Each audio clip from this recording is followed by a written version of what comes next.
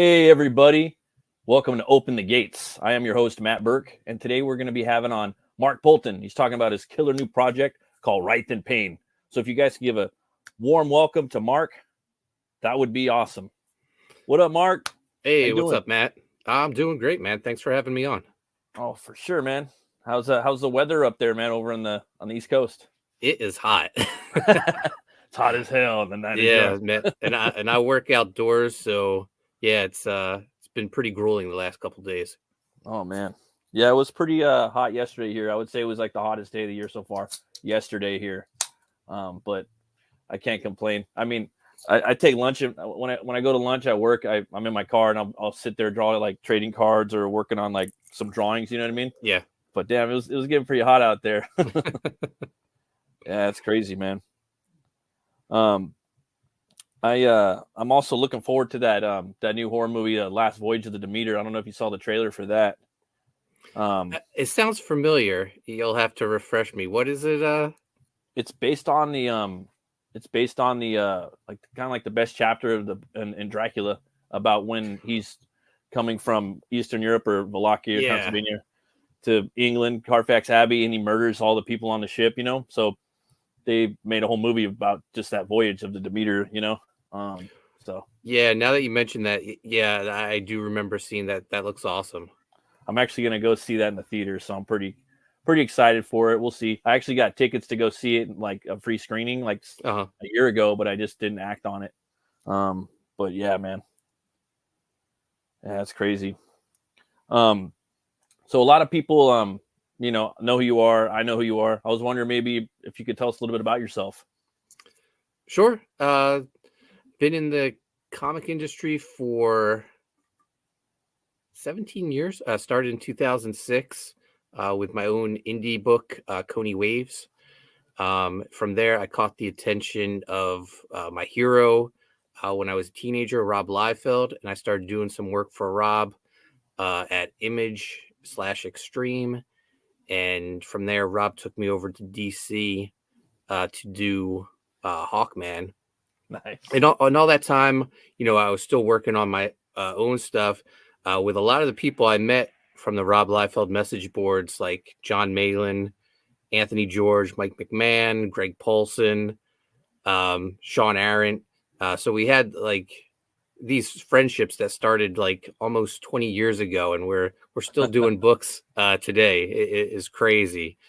But after the Hawkman thing ran its course, I went back to doing my own stuff. John Malin and I, we launched a Graveyard Shift back in 2017. And that was sort of like the start of just DIY, doing it ourselves, and, taking over the industry. And right. Yeah, right. Grabbing your swords and your shields and going full force. Yeah. So the last, I guess the last 6 years, man, have been crazy, just doing everything, I've always wanted.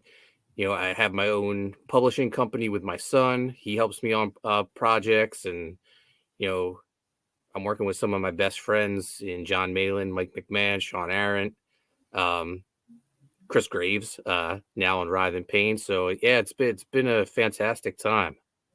Yeah, that's crazy, man. Like that's pretty cool too. You get to do publish work with your kid, I'm sure a lot of like creators with kids, like me, I know my son would love that. He always, he'll come in like, oh, Butch CLEAVER, like he's into stuff. And I got him an Iron Man toy that I had him. I got all these toys in the garage, and it's like, I'll give it to him. He's like, oh, I want that Hulk Buster. I'm like, oh, you can't have that. But yeah, man, that's pretty wild, man. I'd say you're a very productive publisher, man, and writer, and you're also an awesome artist too. You don't really draw that much, though, huh? Like, no. I mean, I do like drawing, but the time it takes for me to do like something that I'm not afraid to show, I feel like I'd be more productive, writing several scripts or or something. Right. But I have published some pieces of artwork, and I really should. I feel like I should at least like do a trading card or a pin up for each project. Yeah. Oh, for sure, man. Like a trading card, pin up, get cover, something like that. Yeah. It's all, I'd like to. I just have to carve out a little piece of time.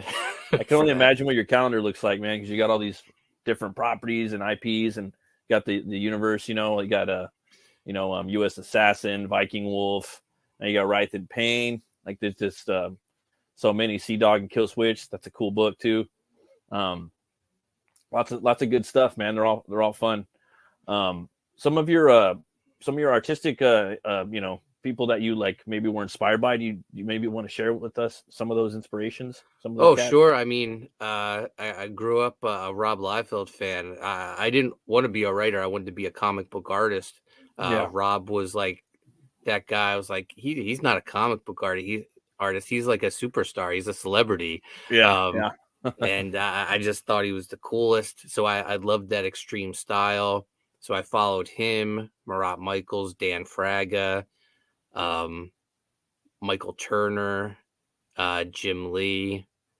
So like those early Image guys, I just ate everything up that they were doing. So that's like what I was trying to do. Like now my style is more, I don't know, not as like crosshatchy and detailed as their work. I think maybe I've become more of a cartoonist than a comic book artist. Oh, that's cool though too. I mean, it's just weird, man. Like everybody's got their own thing, the way they do the book, and the way the interior art is, and we all love the different styles. But too, like at the end of the day, like kind of started as a cartoon strip, right? And it's just kind of like about telling the story sometimes. You know what I mean? You don't have to have too much detail, but sometimes you do it. I mean, it's just different. As long as you're getting the point across. I keep thinking the Calvin and Hobbes creator. His art was pretty fantastic. Well, we got a Red Dress. What's up, Chris? Red Dress. How you doing, brother? Thanks for stopping by. All those guys are badass. I enjoy all their work.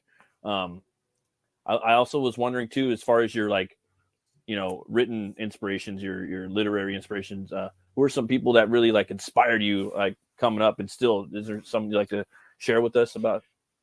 Yeah. So I got my start in writing. I wanted to do comic books, but when I started out, late 90s, early 2000s, it was kind of a mystery how to break into comics. Although looking back now, it was like so obvious. It was right in front of me. You just make your own comic book. But back then, like I would ask, I would go to conventions, ask pros, ask publishers, and it was like a secret. They wouldn't tell me what to do. Meanwhile, I'm a huge movie fan, and guys like Kevin Smith and Robert Rodriguez, they're writing books telling you, hey, I made it, you can do it too. Here's how I did it. Right. So like as far as writers, Robert Rodriguez, he put out a book called Rebel Without a Crew, which it's probably like the book that had the biggest impact on me. And it was about how he made El Mariachi for like no money. And I just found it so inspirational. And I just followed his blueprint of, I was writing screenplays. I was writing teen comedies because that's at the time, 90s was huge with teen comedies. Like you had the whole cast of American Pie. They were all stars and Buffy and stuff. I wrote a screenplay about my first girlfriend dumping me called Give Me Back My Stuff. And that's a good one. I followed like basically the blueprint that Robert Rodriguez and Kevin Smith put in their books, reaching out to all the different production companies, and I optioned a screenplay. Nice. Like some nobody out in New Jersey in his early to mid 20s optioned a screenplay, and I was like, this is crazy. And that's cool, man.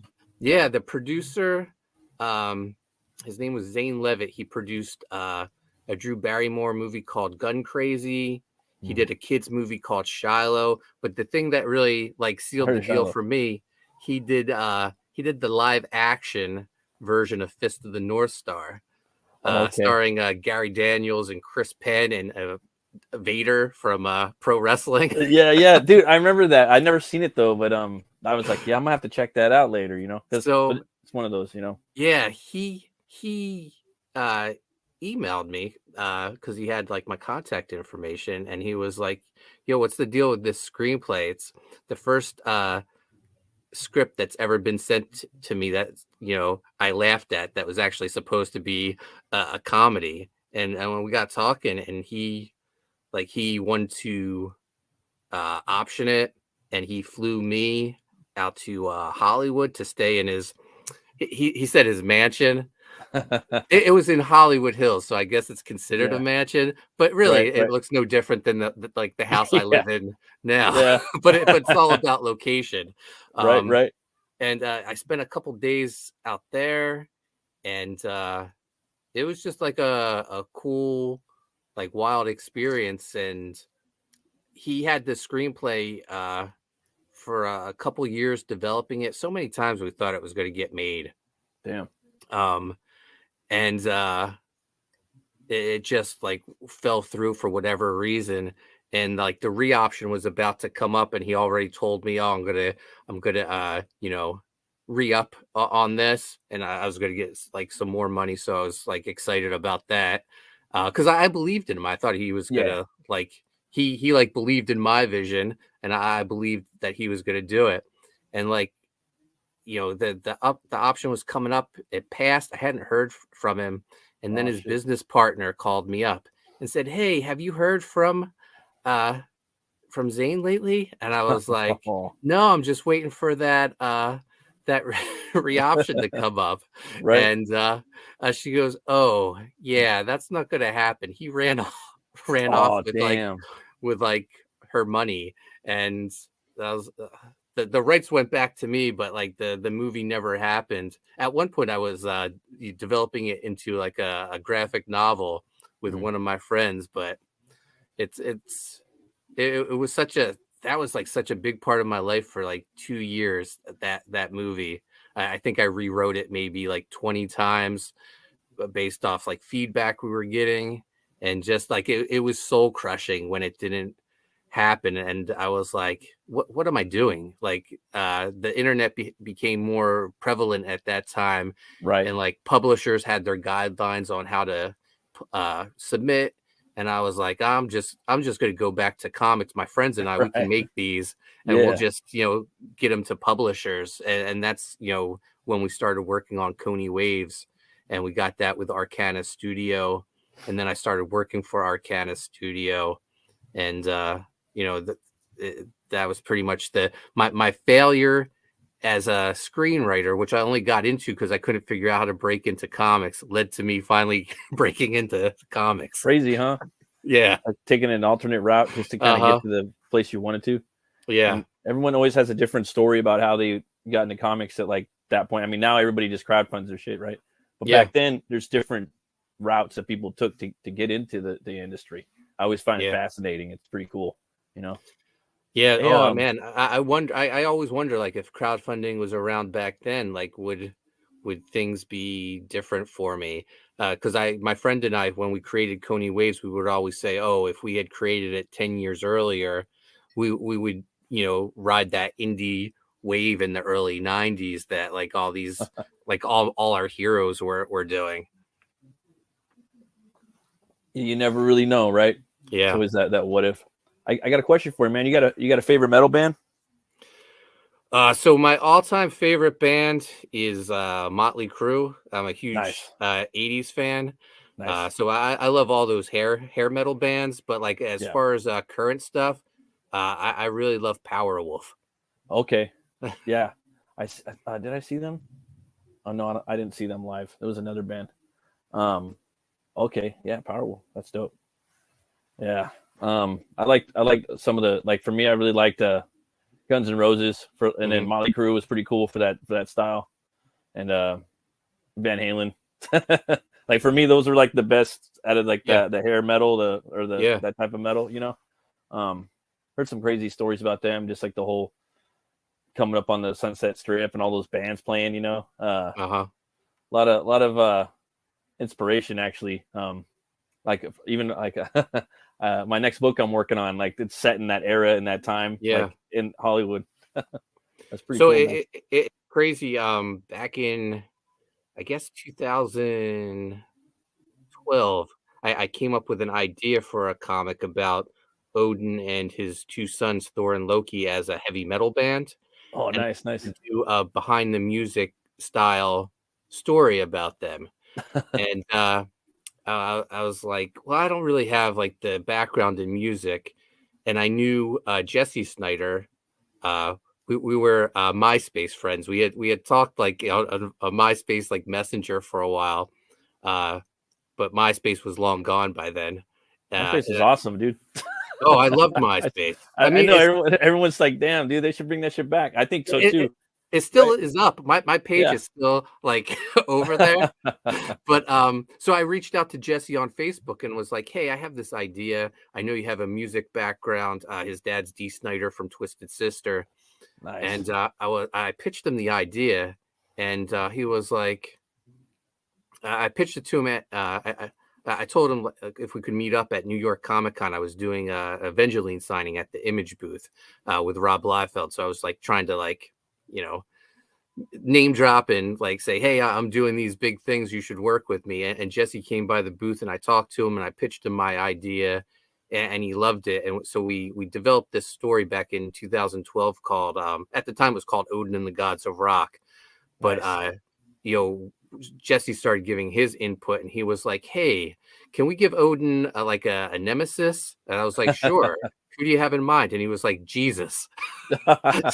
And so Oh man, the story evolved into a battle of the bands between all these nice. religions, That's pretty crazy. and the winning band becomes the dominant religion on Earth. It's So interesting. yeah, so Jesus is like the reigning champion, and whenever he is like in danger of losing, his dad God shows up and tips the scales in his favor. So Mhm. like we worked on that for 12 years, and just a couple weeks ago, Jesse through his company Killer Rabbits launched it on Kickstarter. Oh snap! So Damn. yeah, so that's out there right now. It got funded in a couple days. So Oh yeah, um, yeah. I would yeah, imagine. if you're a music fan, a metal fan, or just a fan of like I don't know stuff like Monty Python's Life of Brian or This Is Spinal Tap, I think you would really love Oh yeah, King of Kings. that sounds dope, dude. It sounds in the same like kind of genre of the book I'm doing right now. Oh yeah, Yeah, yeah. It's called Hell War, but oh it's awesome. about a Norse bounty hunter in the '90s that's trying to basically get his brother out of hell. Um, Oh and his brother's been there for thousands of years, and he works for the goddess of hell, Helnora, and he's got one more mission to do. It's like Robert Duvall in Falling Down. It's like that was my inspiration. He's got one more mission to do to get his brother out. Then his brother can go out. They can go bowling. They can go to the clubs. They can play metal. They could, they could do whatever. But he has to go and do this. But all the while, he's, in the beginning, he's fighting biker gangs in Death Valley, California. He's going to the rock. He's going to whiskey. He's fighting people there, and he's going all over. But yeah, so no, that's that awesome. sounds. But yeah, I mean, like it's like Lobo meets Thor and Hulk all kind of put together. Like that's what. Oh cool, man. I'm looking forward to it. Oh fuck yeah. So that's cool, man. Like I like the like some of your like inspirations and stuff like that. I was also wondering too, like as far as like the process in which you say you're gonna work with like an artist. You send him a script, or do you give him like thumbnails that you draw out yourself because you're a pretty damn good artist too? How is the process for that? If you mind, I'm So just process I'm junkie. pretty the thing I love about comic books is like the idea of collaboration. So I'm not really uh very strict with my scripts. Like uh I don't really like tell them like where the camera's pointed or Right, right. anything like that. I leave it up to their interpretation, and like even like if they see something in the script and they're like, oh, what if we did it that way? If I like their idea better, yeah, we'll go for it, because I'd rather have a happy artist working on my book. Mike McMahon says a lot, like our questions usually from him usually go, hey, can we turn this page into a double page spread? And my answer is, as long as the pages line up, because you don't want that double page spread to fall on the wrong page, because Oh yeah, then you have a problem. yeah, But that's no, crazy. I love all the artists I work with. Like, one of the best experiences I ever had was working with Owen Jenny on Evangeline. And if you never saw that Evangeline book, buy it for his artwork. He drew Mm. the most expressive faces and stuff, and he would just draw like a background character that I found so interesting Yeah, that I right, was like, this guy's becoming a player in the book. He's going to become a main right. character. And But he no, was like, what are what you are you doing, talking? Mark? Like, and I was like, no, you got to trust me. So like Right. he drew like some like homeless people, and I just loved their look so much. I made them like the four horsemen of apocalypse, but they were just hiding out on Earth as That's homeless dope. people. It's pretty and metal. and, and he thought that, like, when I pitched it to him, he was like, this is ridiculous. But then, as it started to develop, he was like, this is amazing. I Yeah, I yeah, yeah, love this. And yeah, I yeah. was like, Totally. That's good, because your artwork inspired me."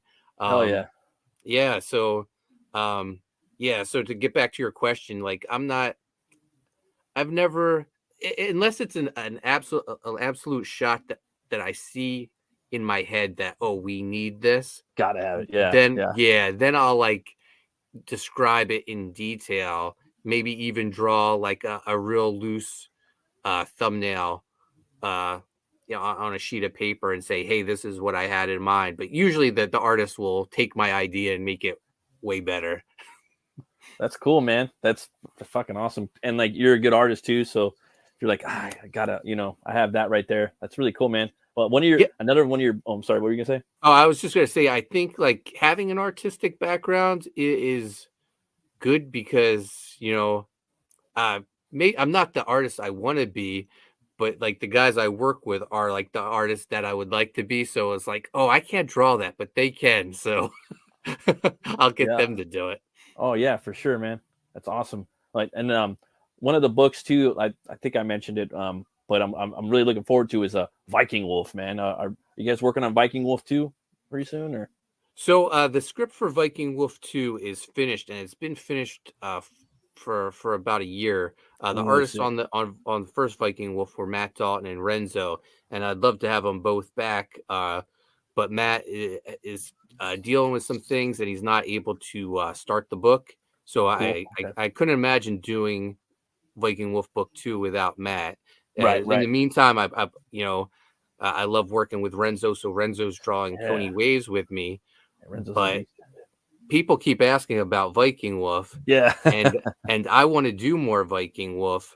So I I love the came up with, format too. The big one. oh, I Like love the I love that oversized shit. format. So Yeah. I came up with a story that can take place in between Viking Wolf books 1 and 2, and actually will start uh, at the end of U.S. Assassin 4. Nice, man. Because Viking Wolf, Sea Dog, and Sea Dog guest star in U.S. Assassin 4, because it's the Dogs of War storyline where Yeah. they team Yeah. up with Bazooka Dog. Yeah. So Yeah. at the end of U.S. Assassin 4, that will lead into uh, Viking Wolf Blood Moon Madness, Oh man. where That's dope. Viking Wolf takes on the entire Haunted Pizza universe, Oh yeah, and that's it'll what's up. it'll be all my characters drawn by all the artists. They'll all do 10 pages. Oh fuck yeah, Some of man. these artists don't know this yet, but Oh well, hey, I'm gonna put them to work. oh Um, dude, word so travels fast, dude, in CG and on the internet. yeah, so But that's a good thing. 10 pages by Mike McMahon, 10 pages by Renzo, 10 pages by Chris Graves, 10 pages by Greg Paulson. Um, and we'll keep going, and we'll put out a pretty awesome book. And I've been sitting on this Kenneth Rocafort Viking Wolf cover for a long time, and Oh, nice. I think that would be the perfect cover for it too. Oh yeah, man. He's one of the to me, like, there's so many good artists out there, but he's one of the visionaries. I put him Oh, I up think there. he's my favorite artist in comics right Oh now. yeah, Everything he draws is incredible. yeah, dude. It's just kind of like so inspirational. Like, even back before he joined CG and whatnot, like, I was just picking up his Red Hood and the Outlaws, man, and just Oh his yeah. panel layout and his borders and his breakdowns. And I got one of his Red Hood toys in the garage, and just the way he would draw those little drawings in that little book that he had on Instagram. Oh Yeah. man, it was really inspiring. Yeah, I was Yeah, he's wondering, man, fantastic. you got a favorite movie? The Lost Boys. Oh, okay. Oh, so I Yeah. was I was talking Falling Down. So what? You definitely know what Lost Boys, the Schumacher did both Yeah. of those, huh? Yeah, no, 1987, the summer of 1987, like some of the greatest movies ever, I think, came out. You had Lost Boys, you had Monster Squad, Yeah, yeah, yeah. American Ninja 2. I think Lethal Weapon came out Oh that yeah, summer. love Yeah, that first one. just a incredible summer. But yeah, Lost Boys, I I just loved that movie. It was I don't know, I think even today it's still like the coolest movie ever. Like the vampires are cool. Uh the heroes, the Frog Brothers are cool. Like Yeah, it's like a it's just comic, dude. yeah, Like it's a straight up just horror comic. yeah, man. Plus like yeah, comics. Comics were a main part of the The movie. storyline Yeah. with Sam going to the Frog Brothers comic shop, and you don't know how long I looked for that Kill All Vampires That, comics. I yeah. didn't realize it was Where just is a it? prop Right, right. for. Where is this shit? And so instead, I started buying Tomb of Dracula comics. Yeah, yeah. So I was like, I need some sort of comic book that'll teach me how to fight vampires if I ever have to. Vampire hunting, man. Yeah. I'm yeah, that's a fun topic for comics. What was I gonna say? Yeah, that movie, like, because it's Santa Monica, right? I think it's Hmm. Santa Clara in there. But for Yeah. me, it was always so real. Because I live in Southern California, and Santa Monica Hmm. is like 20 minutes away. So when I saw that, I was born in '83, so I saw it kind of young, but I was just like, damn, dude, this is one of the most real kind of vampire movies, and like those Yeah. guys, they're in Hollywood, those guys are in Santa Monica walking around, like a lot of dudes look like that, so just like, when I was a young kid, it just seemed, and then you watch the whole movie, and then there's that turn at the very end where it's the mom's boyfriend, and Yeah. the makeup was really good. He just turns around, it's real scary, and yeah, man, that movie's dope. Yeah, man. Yeah, It it was. like when the VHS came out, I think I made a copy of it because I had two VCRs, and I Oh yeah, think I watched that like every day for I don't know. It seemed like the entire school year. I would just go home, put Lost Boys in, yeah. start my homework. It was incredible. I remember the I had like part 2 and 3. I would just buy them just on general Hmm. principle. I mean, I Yeah. didn't really like them too much, but I was like, I like the Lost Boys. So it's like, but I remember when they came out, I was just kind of like disappointed, like with the way they were. But I still got them. Oh, yeah, same here. Like the thirst and So whatnot. yeah, so they debuted those sequels at San Diego Comic Con back when I was working for Arcana. So I was able to like run away from the booth for a little while and hop in the line. So I got to meet the cast from the sequels. That they're not the greatest movies, but like I would take anything Lost Yeah, Boys just because I needed my fix. Um, exactly. Me too. kind yeah, of like like that Kevin Smith thing, right? Like, just give it to me, motherfucker. I'm gonna die. Some like, no, I get it, dude. Like, totally. Like, I'm like that on a lot of things sometimes. yeah, Where I just like just let's make this movie. I could die tomorrow. I want to see this character on screen at least once, uh-huh, and hopefully you do it right. You know what I mean? yeah. That I always get my hopes up too for stuff. I don't care. Like, and that's my number one thing. Don't get your hopes up for anything. I kind of live like that, but certain shit, I'm just like, I'll get my Oh, you hopes up can't for help it. it. Yeah, I don't care. So you got a new book out now, WRITHE and PAYNE. Speaking of horror, yeah, this book's fucking smashing on two crowdfunding platforms right now. You got Chris Graves on there. He's yeah. killing it on the pages. I have a the Indiegogo link up right now. If you like, I can share it. Yeah, go for it. All right, 1 second. Yeah, man, I'm really digging the art on here, man. We talked about it a little bit on Horror Movie Club a few weeks back. Yeah. Yeah, this was a project Chris pitched to me. Chris and I became friends like a year and a half ago. He reached out to me through Facebook. He saw I got back into going to the gym and working out, and he didn't realize I was a Jersey guy.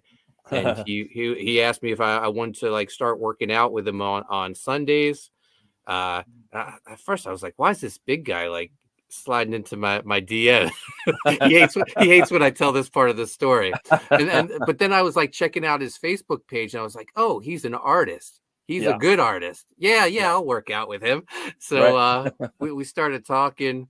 And we started working out like every Sunday. We would talk comic books, and then he just sort of like, I was giving him cover work because I loved his stuff.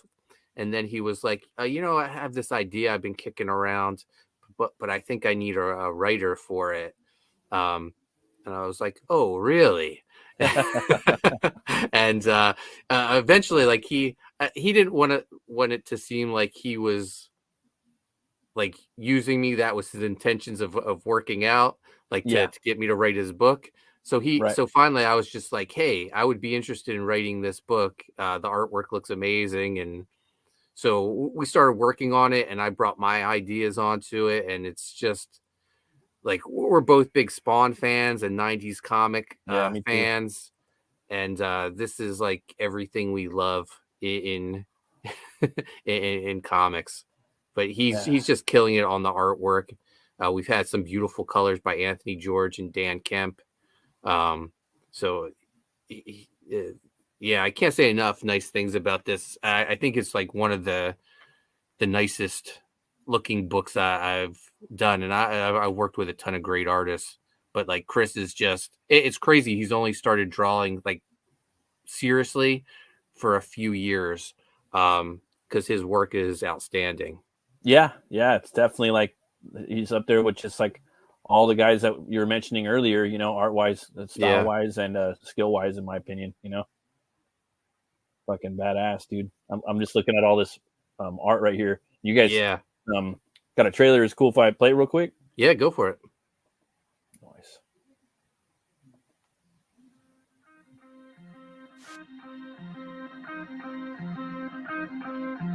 Cool blood in chalice hands, to the dregs towards the end. Hard iron on top, the sun, the moon for rising sun.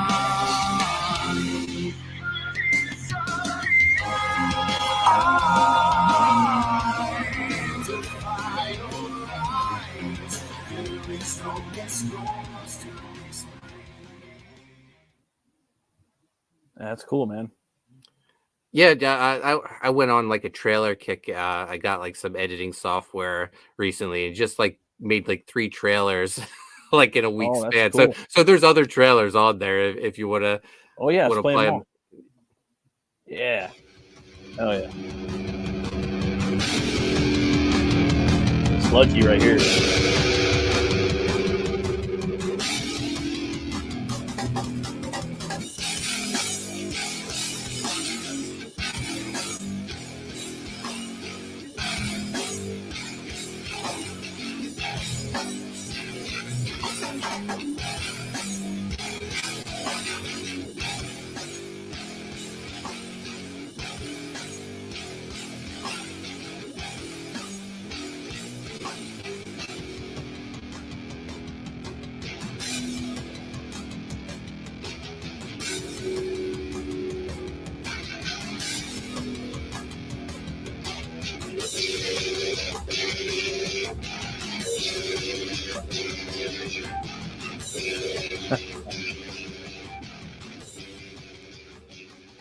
Summer of Pain.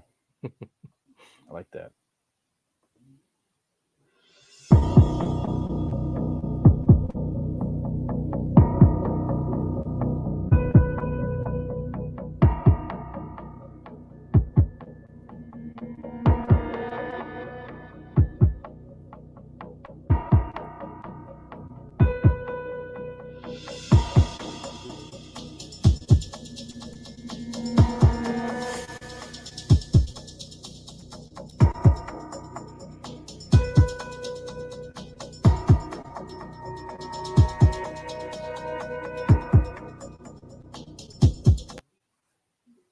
That's cool, man. That's some cool trailers you got there all lined up. Thank you. Hell So yeah. for those that don't know, Writhe and Payne, it's our main character is Detective Sean Payne, and he comes from a long line of witch hunters. And when he's in his early 20s, he's assigned to kill a college-aged witch. However, instead of killing her, he falls in love with her, and marries her, starts a family. They have 2 daughters, and one day the oldest daughter goes missing. Detective Payne thinks it's linked to these other missing children cases in their town. He becomes obsessed with the case, starts neglecting his family. And just as he starts to put the pieces to this case and thinks, he's on to something, his youngest daughter develops her witch powers. So now young witch and former witch hunter have to team up to stop this evil that has, inhabited their town, as they try to find his missing daughter. It's a cool story. When Chris brought it to me, I started doing research because I like to have, some sort of like realism that I can latch onto. And I started doing, I knew I wanted to set it in New Jersey since we're both Jersey guys. So I was looking for like anything local for witchcraft or the occult. Oh yeah. And I found this story about a satanic cult in Vineland, New Jersey in the 70s, led by a high school student who believed if he killed himself, he would come back with these, supernatural powers. So he convinced his 2 friends to kill him, and they drowned him in a local lake. Oh, wow. And I just both horrified by it, and then just said, there's something here that I can use. And so it's cool that we can have like some sort of local legend or a little piece of realism to add to the book to make it that much more believable. Oh yeah, totally, man. And then I always think about like the Jersey Devil. Like a lot of people haven't explored that like that many times, at least I know of in comics. And that cryptid it predates the forming of the country, dude. It's like the oldest cryptid I think in America. And the story is fucking metal, dude. It's so brutal. I don't know if you guys are gonna go there in the future, but that would be dope. But I like this one. Like it sounds so fascinating. I always love it when you can pick from, modern history and just kind of put it in there. It's not too far away either. Got the Mike McMahon cover right there. Yeah, Mike McMahon, colored by Enrico Botta. That's dope, man. So much good art on here. Love that piece right there. Yeah, we were fortunate. We got some variant covers by Kevin Conrad, who worked on Spawn and Kiss Psycho Circus back in the day. And then Kevin Keane, who's like the current cover artist for Spawn.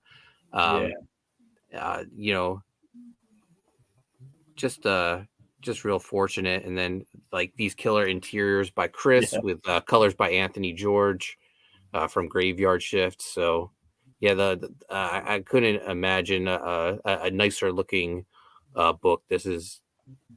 People are going to be blown away when they get this. Oh yeah. Like really this page right here, those eyes in the bottom panel are just like awesome. Yeah, man. It's full of emotion. Yeah. It's kind of scary too. I love this shot right here too. I love the layout of the page. Yeah, so this is like an important part of the story. This is when Detective Payne, his daughter traps him in that the mask is called the Suit of Sullen, and it basically binds him to her command. He becomes her slave. Wow. So this mask is like overtaking. It starts with his face, but soon it wraps around, and these like vine-like dreadlocks come out of it, and they're basically the thorns from the crown of Christ. That's heavy, dude. Yeah, couldn't really get any heavier than that. I like we were talking about it a little bit before on the another show. I love how like the mask kind of evolves a little bit, right? Yeah. Right here, it looks a little different than its final form, I guess. Yeah, it has like eye openings right here as it like starts to wrap around his face. But at one point in the story, he like almost levels up to like his true form. So this is an early look for him. I think Chris dropped like a page with this mask like maybe about a week or two ago. Yeah. That I was like, oh, it looks dope, dude. Looks like Payne, like, that page was primal form or earlier form, you know. Yeah, that page was inked by Chance Wolf, who also worked on Spawn back in the day. Chance is doing some guest inks for us on this, so yeah, we're getting to work with some killers. And like speaking of like the whole team, Dexter Weeks doing the letters for us. The letters are awesome. Like trying to find balloons to give each character their own like signature. Oh yeah, I love that. Is awesome. Like Spawn would do that a lot, you know. Yeah. Yeah, man. It's always cool too because you always know who's speaking because they all have their own respected letter bubble design. Yeah. Yeah, I love that, dude. And then Chris made some of his artwork available for the campaign. Oh, cool. Yeah, so like that double page spread right there, that's the artwork from our Black Light poster that we're offering. So lots of cool pieces. I just before we went live, I put 3 sketch cards up on the campaign. Oh, that's the page you were talking about. That's available for sale. That's dope. And I like the layout too. It's like a splash layout page. Yeah. Or both. It's dope. Yeah, Chris love is the just trading killing cards too, man. Those trading cards are awesome. Yeah, those are the sketch cards that we just added. But we do have a trading card set that you can add on to your order. 9 different artists drawing their versions of Writhe and Pain. Sweet. Gotta have the sketch cards, man. Yeah. Gotta have them up on there. Seems like, right? For every book nowadays. People like them. Yeah. Got the Ouija board. Yeah, we got a Ouija board. Someone on Twitter suggested, like I said, what should we do for the campaign as add-ons or stretch goals? And someone said, everyone does prints and trading cards. Actually think about what your story is about and try to find something that would work in that universe. And I was like, oh, a Ouija board would be really cool.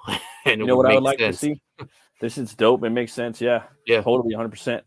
I would also like to see maybe one day, like a few years down the line, hopefully you guys are still doing the book, like a Bible, like a bestiary within it too, where you got all the characters. That'd be cool. You know what I mean? Kind of like the Spawn one, but maybe like even because nowadays we could do cooler stuff than that even, Oh yeah. Like printing wise, But yeah, dude, I love that shit. This is cool, man, though, the Ouija board. That's thank you. Yeah. On the Slam Buddy. yeah, we got a plush Pain Slam Buddy. If you're a fan of wrestling from back in the early 90s, this was the inspiration. Those WWE wrestle buddies. Yeah, Ultimate Warrior Hulk Hogan. Yeah. Trading card set right there. Yep. That's cool. And then you got the 6 a.m. magnet. Yeah, that was our first stretch goal. We unlocked that. Since then, we've unlocked 2 more stretch goals, and we're closing in on that $20,000 stretch goal. I think we're like maybe $1,400 away. So that's awesome. You want to go over some of these tiers real quick? Sure. So our featured tier is the Pain Pack. That gets you Chris Graves cover, Kevin Conrad cover, Kevin Keen's cover, Mike McMahon's cover, the oversized black and white edition, which is, you're a fan of Viking Wolf. It's the same format as Viking Wolf. Oh, nice. And it comes with the 9-card trading set plus a 10th card, which is a Kevin Conrad foil card. And Chris will do a sketch inside the black and white edition of the book. Hell yeah. And then all the books are available separately.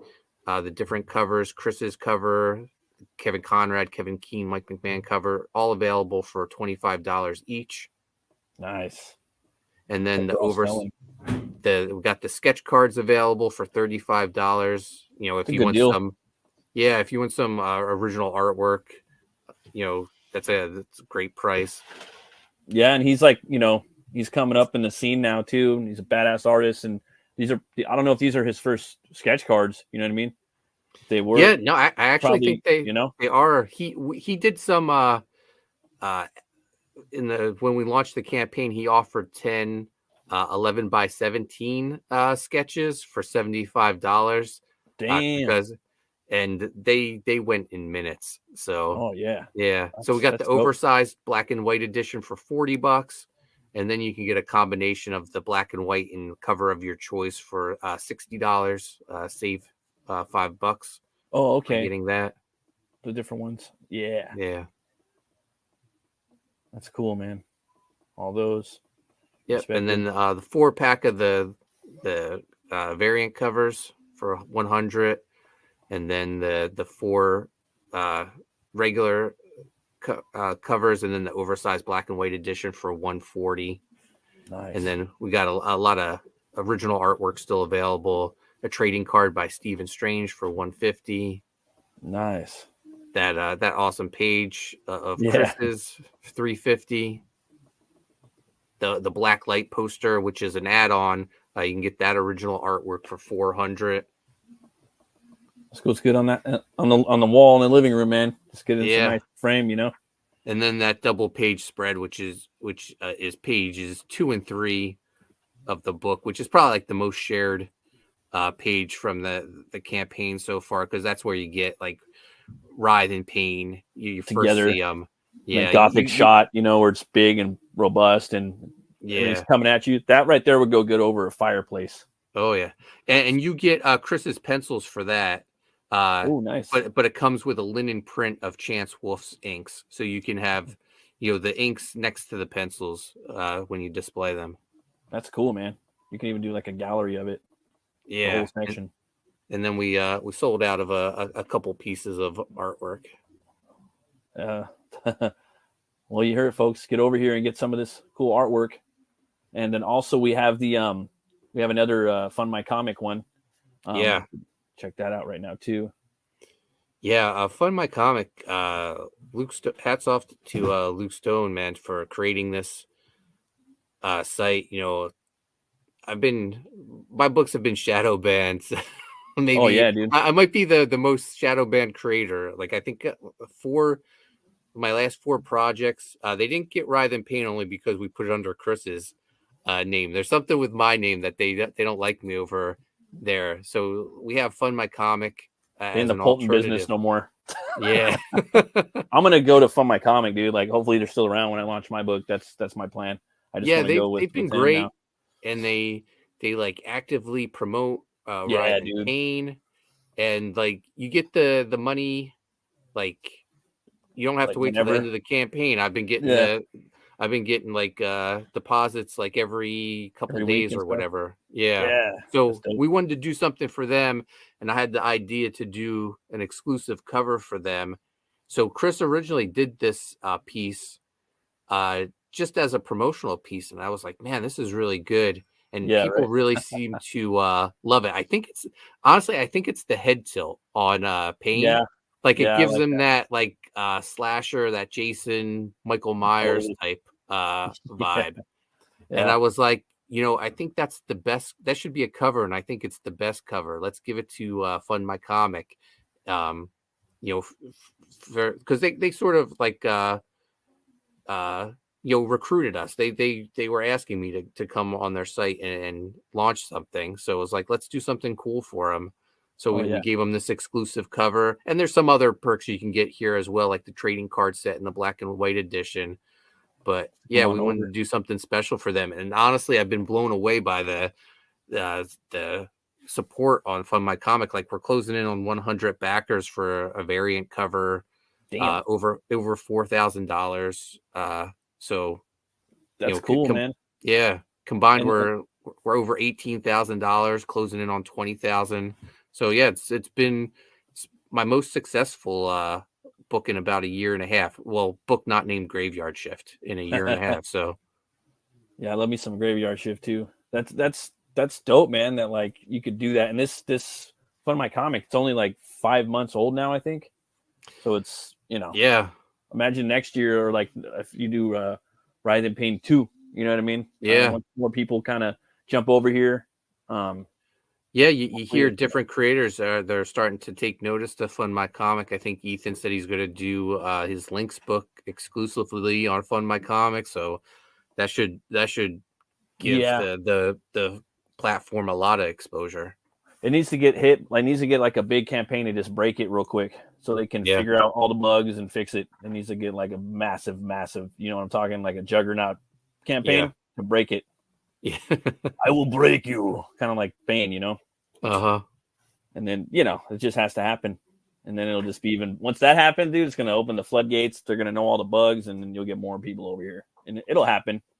Yeah, I mean, you're already getting some great creators, Mike Barron, Kelsey Shannon over there. So yeah, more and more people are taking notice of Fund My Comic. Hell yeah. You got the oversized edition over here. The top we have the exclusive cover. You already got 74 backers on that one, huh? Yeah. And you got that one. So originally that's all I was offering, and people were like, "Oh, can we get this? Can we get the trading cards?" And I was like, "Yeah, let's do it. Let's do everything. What do you want? I got it." Hell yeah, dude. Because some people they're just like they only want to come on here now. There's some customers, you know what I mean? Yeah. It's just hard sometimes to kind of to know to get the who's coming over here, and who's more vocal about it and who's actually doing it, So the one thing I do want to mention, anyone, if you back Fund My Comic, you're still going to get all the stretch goals from Indiegogo. Nice. I'm combining both campaigns as one campaign. So that's smart. When they're combined reach $20,000, that's when they'll get the next trading card, and we'll keep it going. Because I said we're going to fulfill this in February of 2024. Chris is already I think 40 pages in, so he only has 20 some left. So I think we're going to fulfill a lot sooner than February, but there's still plenty of time to back it, so we can add even more stretch goals to the campaign, hopefully. Hell yeah, dude. Yeah, there's just there's still a lot of people over at Indiegogo too, that are still waiting to come over. That's why I think sometimes it's kind of important, especially if you're got a big clientele over there and backers and fans and whatnot. It's it's a slower transition period right now. Gotta and honestly, dude, since the campaign's under Chris's name, I honestly don't have any complaints on the WRITHE and PAYNE campaign over there, because it's visible and it's doing well for us. Yeah, it's weird, man. I don't know what's up. They just shadow ban people and stuff. I still have Butch CLEAVER up on there. I luckily didn't get it taken down. I got gore all over the front page and everything. Yeah, so I originally I originally was going to release WRITHE and PAYNE under my name on Indiegogo, and I released the mailing list, and they shadow banned the mailing list, and I was like, "Oh, I feel like it's me that my name is triggering this." I was probably like, "Chris, we need to come up with a plan B." Yeah. Yeah, probably, man. Yeah, I got on an undesirable list or something. Right? You got the black and white edition right here with a trading card set. That's awesome. And then you got the cover right there. Yeah, you can get that exclusive cover, and again, that's Chris's pencils, and it'll come with a linen print of the inks because the inks were done digitally. So you get 2 pieces you can hang up side by side. That's dope. Maybe even learn to ink it. So there's some cool stuff on here, guys. Come check it out. I personally would come over here and back it. That way we could support Luke, and we could support Chris and Mark over here, and then get a fatter cut. But yeah, come check it out, folks. Yeah, man. That's some awesome artwork on there. It's inspiring. Makes me want to go pick up a pencil and start drawing. What up, Pops? Hey, Pops. What up, Jason? Yeah, dude. I need to back it too, man. Thank You're you. not the only one. There's a bunch of books I need to back. I just haven't been able to do it at the moment. Yeah, the one on my comic. Yeah, yeah, man. You got a favorite beer, man, that you drink? No, I'm not the biggest drinker. The only time I really drink is like when we launch a book. So I was drinking some. I forget what I was drinking. I just search for the can what has the coolest artwork on the can. So that's what I do now when I do I do a little book reviews. You know, I don't even like look for taste. I just like try to line up something like conceptually with the review. You know, but so I like the dark stuff mostly. When we launched WRITHE and PAYNE, I got like a 6-pack of this. I forget what it was called, something Ranger, but it had this cool pilot. Voodoo Ranger, that's it. Yeah, Voodoo Ranger. Yeah, so it was just a cool artwork. I was like, all right, I'll get that. Yeah, they got like 6 different flavors, I guess, and some of them are pretty strong too. Yeah. Yeah, man. Yeah, I got the fruit punch. I haven't tried that one yet. That sounds interesting. Yeah. A lot of people are drinking those seltzers now, or seltzers. Like I don't know. I'm not really into them that much. I just I like to have a beer usually like Thursdays when I do this show in the horror movie club. Just kind of chill out and have a beer, you know. Because I'm working every day basically, so it's cool to kind of chill out and have a beer. But yeah, man. You got anything else lined up after like directly after this book, another property that you're working on? Yeah, I'm going to launch one more book this year. I'm going to launch U.S. Assassin 4, Dogs of War, and that's where Viking Wolf and Sea Dog team up with Bazooka Dog. It also guest stars my childhood hero, Rowdy Roddy Piper. Oh, yeah. Oh, man. And there's going to be any They Live references in there, dude? That'd be sick, man. You can expect...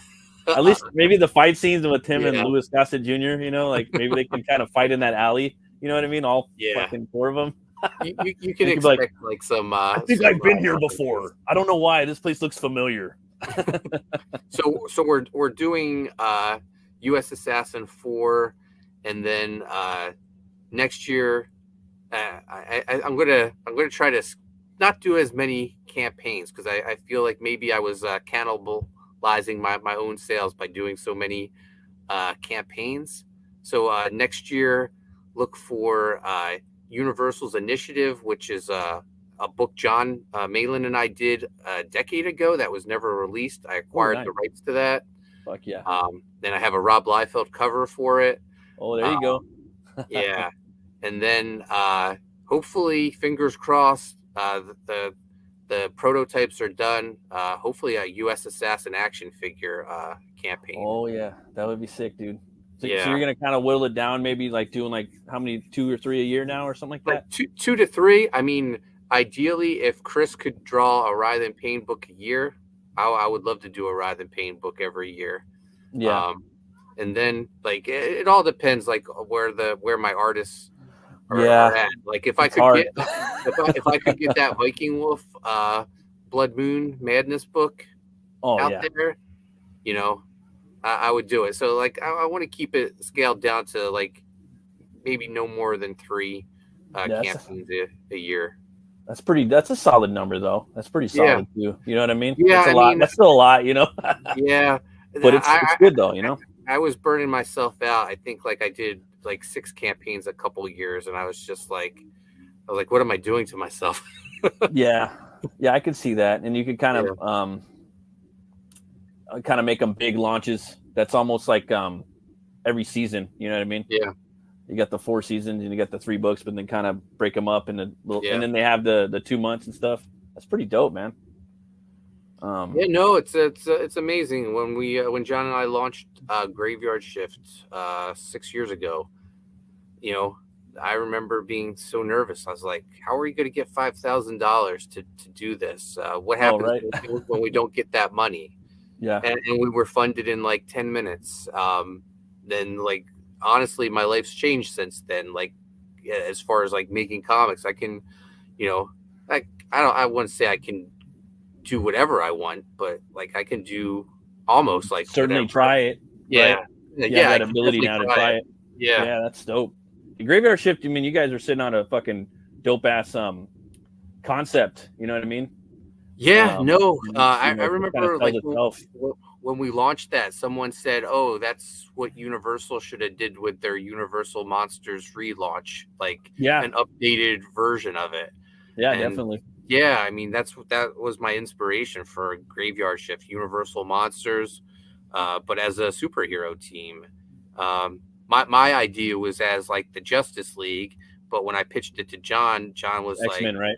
yeah, he was more like, let's do an X-Men them as terrorists, and I was like, oh, that is a lot cooler. So Kind of makes more sense. It makes it more yeah, monstrous, I would say. yeah, You know? like But that sounds dope, though, dude. I ain't gonna lie. The Justice League. I mean, but I'm a fucking Universal Monster stan, so I'm gonna like, yeah, I mean, like the Demeter. Like I was saying, the Demeter. We're kind of circling back around. I think with that movie, like me and Brian talk about this, but that movie, if it's done successfully, that movie could relaunch the Dark Universe again. You know what I mean? right. I think if they basically make the first 2/3 of the movie scary as fuck, and then deliver the monster at the end every time, and do it with low budget, that they're on a good path, because this is going to be like the fourth relaunch to try to bring back the Universal Monster universe. You know what I mean? So Yeah. hopefully it works. I don't think Renfield's going to do it. That movie was fun, but it's not. I don't know. It was, to me, that movie was like watching Crank with Dracula in it. Like it was like a Neville Dean and Taylor movie. But yeah, man. Jason was saying that I think 3 years is the ideal amount most of us would like to strive for. Yeah, I think 3 would be cool. Like if I was in a publisher / writer, like showrunner, capacity. You know what I mean? Yeah. I think that would be kind of cool. Like for me, for me as an artist writer, like doing everything, I'm doing every 2 years if I'm lucky, for sure. But I think like that, and I think a lot of us would like to be doing that. Like for me, I would like to be putting out 3 books a year and drawing one of those. That'd be pretty dope. Yeah, you guys start drawing too, man. You guys start drawing, dude. Those trading cards, maybe and like and the covers and shit. That'd be awesome, dude. But when we started this conversation, like if I was like an artist, like I would be in the same boat. Like maybe a campaign every 2 years, just because it's such a long process to do it all. So like my favorite creators are the guys that do it all, like the Liefelds, the McFarlanes, those Image guys. So he was trolling McFarlane the other day on Twitter, dude. You see that? Who was? Like, not really, but I mean, he was fucking with him. Liefeld. He's like, yeah, dude, I'm gonna want to take some of your own advice and draw your own book. Everybody wants to see that done in 20 years. I love Rob, but I think I feel like he might be a little jealous of Todd's success. Yeah, it would be cool though, man. Like for me, like I'm really interested like in the artist's perspective of their own work if they're drawing it, and a lot of times too, when I'm buying a book, like I like to buy their cover too sometimes. You know what I mean? I don't know. I'm just kind of like weird like that. I think Pete Samedi's the same way. Mm-hmm. Like for a while, like your boy Zach did a cover, I'd buy his shit too. I just like, I'm really into that, dude. Like I think it's cool too because you see it's all from their head, the story and the drawings and everything. I'm not saying that my favorite artist of all time isn't going to come in and draw something for it too, though. Right. But it's very interesting to me. I'm really into that stuff. I think it's cool. Jason says I could feasibly put out 2 a year if it was my sole job. Black and white, though. Yeah, I'm only doing black and white, Jason, myself going forward. That's all I'm doing now. Just because coloring is time consuming. That takes longer than the pencils and the inks and the thumbnails. The flatting and the rendering and the special effects and the coloring and the lighting and the shades and all that takes a long time, dude. A good colorist is in demand. I love using Anthony George. Yeah, he's good. John Malin likes using Anthony George. Marat Michaels likes using Anthony George. So. Yeah, it's hard to find people out there too. And then AI is coming around the corner, and a lot of people are a big fan of it too. And there's a lot of things you could probably do, even for you, like when you're coming up with ideas, like for, I don't know, I could easily use it, like I need this character, and I could name 10 things to put in there, and that looks dope. I could take that and redraw it the way I want to do it, but fuck that, I'm not going to do that. I'm sorry, Mark. I'm anti AI. Yeah. I'm just full on OG, like organic, human, all natural, like Yeah. comic book art. I want to see the, all the blood, sweat, tears, coffee, cigarette smoke, Yeah. stained No, up, white out art. I'm old school too. I mean, plus I love having original artwork too from my books. So right. Totally, man. Well, shit, man. Thanks for coming on, Mark. It was awesome, dude. We got to do it again sometime. Maybe yeah, when you launch your next book, if you want. Yeah, it's always great talking Cool. with you. Yeah, you too, man.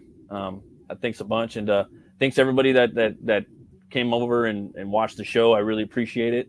Let's see right here. AI can be good when used as a proper tool, like a PS, like Photoshop and such. Yeah.